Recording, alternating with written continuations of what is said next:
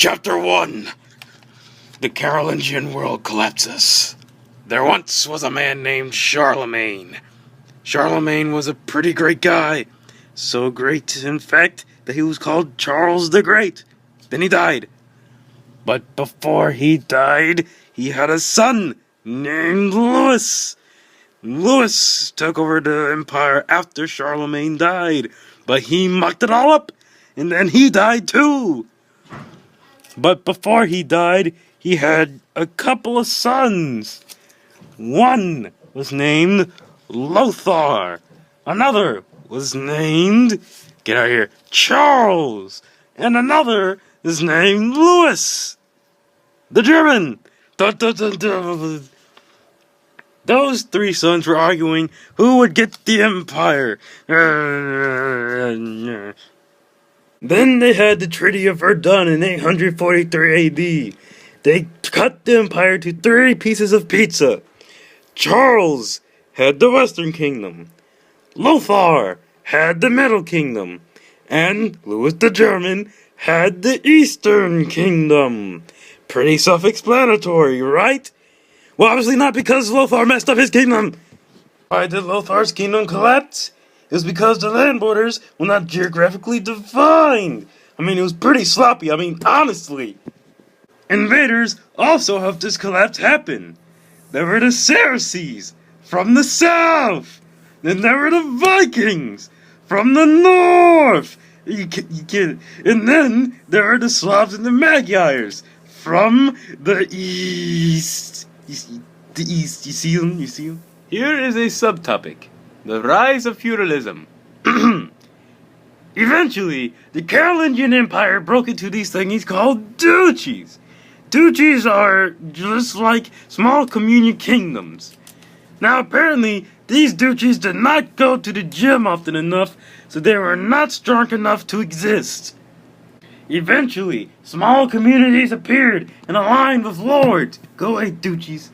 Feudalism is a contractual-like system between kings and vassals and everyone else.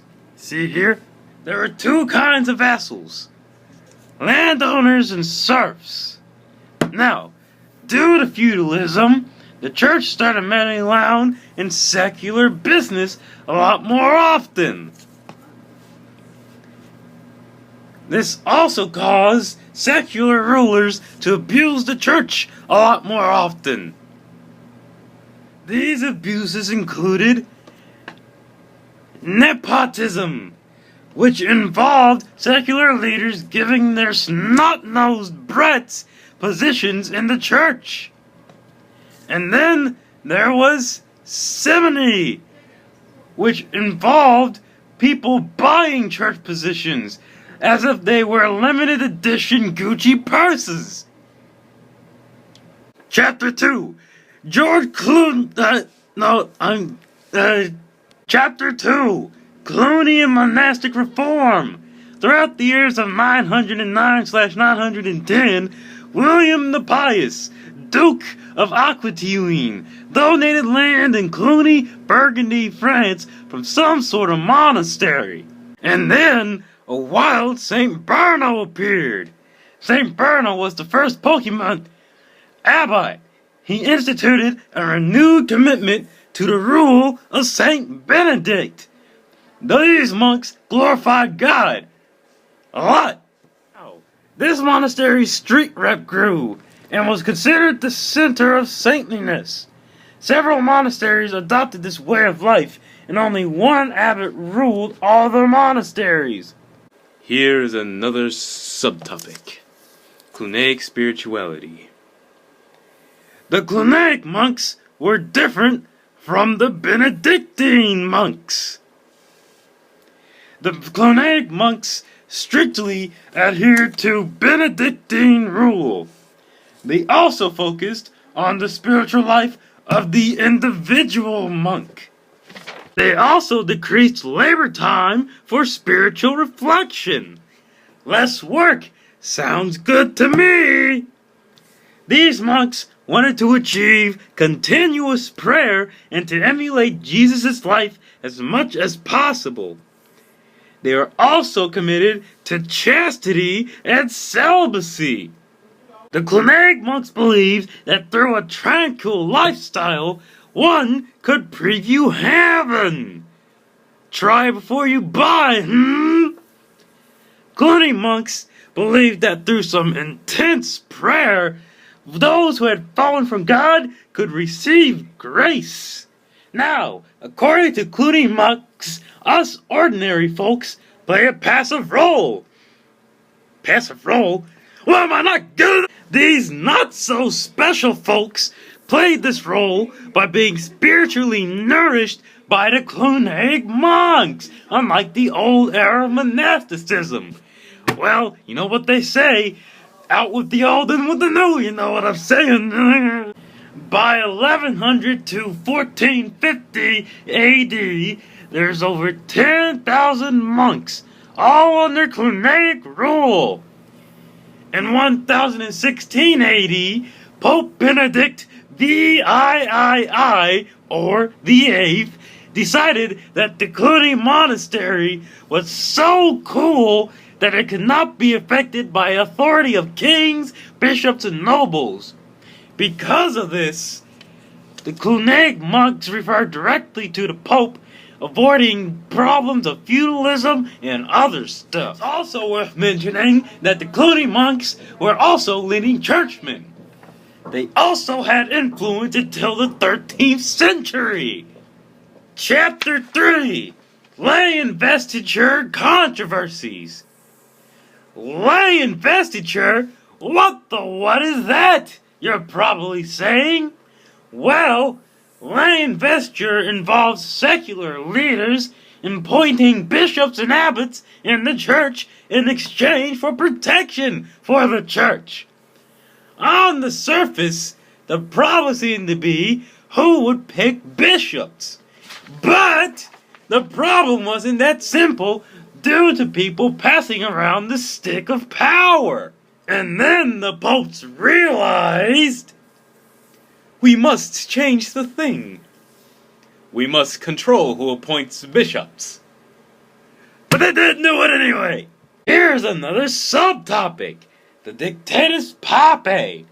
The Dictatus Papae is an edict written by Pope St. Gregory VII, or the 7th. This thingamajig said the Pope possessed super special powers bestowed upon him by God. These powers are as follows: the power to convene and ratify council, the power to define tenets of faith, the power to appoint, transfer, and remove bishops, and the power to depose secular rulers, and could be appealed towards to help change the kingship. Then, to show them suckers he meant business, Pope St. Gregory VII decided to enforce penalties for simony, mainly being excluded from church hierarchy and loss of authority. He also penalized priests who were guilty of fornication. They were stripped of their primary function, saying Mass. Oh no! Then, some guy became Pope Innocent III at age 37. He brought the church to the height of its power and named himself Vicar of Christ. His primary interest was to maintain balance of power throughout Europe with himself as the mediator. Then, he took German Prince Frederick II under his metaphorical wing until he was old enough to rule. Okay, this is pretty long, so summary mode has been activated. Frederick II took the crown at age 17. He promised to respect the Papal States as sovereign, and he would not try to unify Germany and Italy, and he wouldn't lead any crusades. Well, he lied. After Innocent III dies, he goes and does everything he said he wouldn't do. Then he got excommunicated by Pope Greg IX, or the 9th. So, like any sane person would do after he gets excommunicated, he goes around slaughtering members of the clergy and desecrating churches. Then, after Innocent IV, or the Fourth, became church, he absolutely wrecked Frederick II. I ran out of paper, so there's no more pictures, so sorry about that. But I do have the rest of the information right here in front of my face. Cistercians.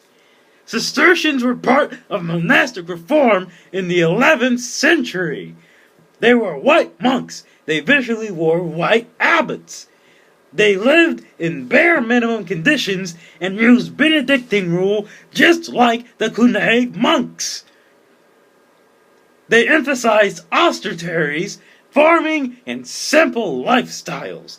They were important in converting the Poland, Bohemia, and Eastern Germany. I'm still out of paper, so here's a picture of George Clooney. Saint Bernard of Clairvaux. He was considered the second founder of Cistercians. His monastery grew dramatically, and his influence spread.